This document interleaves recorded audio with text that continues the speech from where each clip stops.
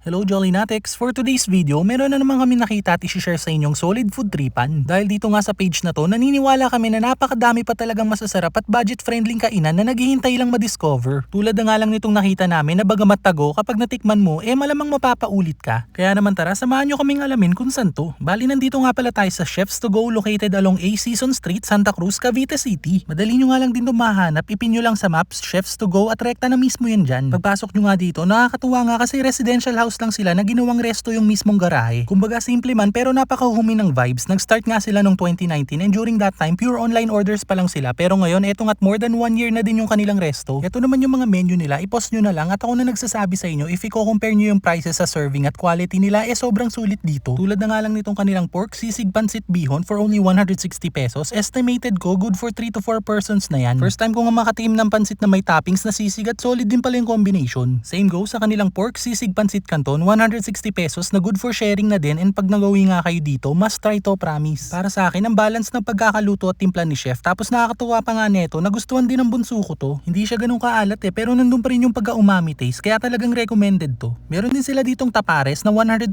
pesos, pares na ang ginamit beef tapa. So imagine niyo na lang kung gaano kalasa yun tapos yung sabaw ng pares nila, malaritiro style yung lasa. So if you're into that sweet style pares, magugustuhan nyo to. And since usapang tapa na rin lang, sinubukan din natin yung kanilang tapsilog, 100 pesos lang yan and may option kayo if spicy or regular. For me, saktong tamis at alat yung mismong beef tapa nila. Malambot nung natikman na nga ng panganay ko, di na pinakawalan. May chow fan meals nga rin sila dito tulad ng chow fan with lechon kawale 130 pesos and Shanghai na 120 pesos. Yung Shanghai nila is crispy at lasang homemade and yung lechon kawali naman crispy ang pagkaka-deep fry at hindi ganun ka-oily. And yung lasa naman ng chow fan nila dito, kids friendly since manamis-namis siya na may ham at hotdog na halo. Pork dinakdakan naman tayo for only 150 pesos. Ito yung tipo ng crispy dinakdakan, pampulutan or pangulam at bagay nga to sa kanilang bagoong rice. Bagay nga rin kapartner ng kanilang bagoong rice yung kanilang pangmalakasan ng crispy pork kare-kare for only 240 pesos. Family serving na yan. Sabihin mo sa akin na hindi sulit yan. Pagdating naman sa lasa, naku must try din to at alam ko napapalag din to sa mga kilala nyo ng kare-kare. And according nga kay chef, talagang isa to sa mga best sellers nila kaya no doubt na masarap.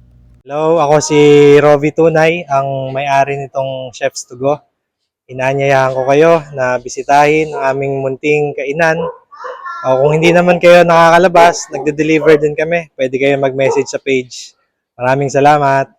There you go, Jolly Natics. Sana nabigyan na naman namin kayo ng idea kung saan merong masarap na food tripan at kung taga Cavite City ka nga or di kaya kalapit na bayan, subukan at dayuhin nyo na nga rin dito sa Chefs to Go. So paano until our next food trip? Kita kits! Thank you for watching!